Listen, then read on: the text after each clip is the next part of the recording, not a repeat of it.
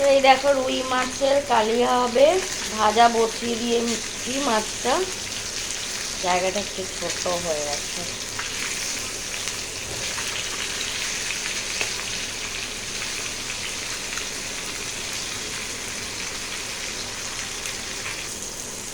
এই দেখো একটু পেঁয়াজ কুচি আর একটু কালো জিরে আর একটু টমেটো দিয়ে দিলাম। দেরি হয়ে গেছে, তো এই মাছটাকে ঝাল বানাবো।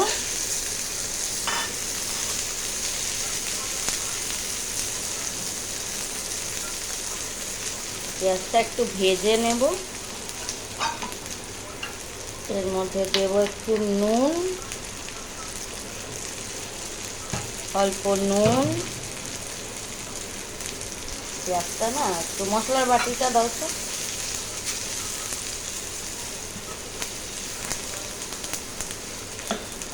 এই ঢাকাটা একটু জল দাও, না জল দিয়ে এতে দাও, এতে দাও।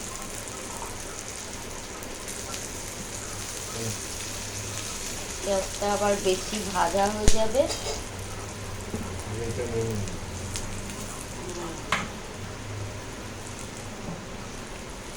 কাঁচা লঙ্কা বেটেছি তাই কালো কালো লাগছে।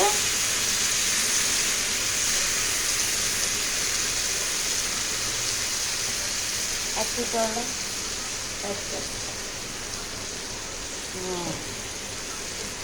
এবার দেবো হলুদ।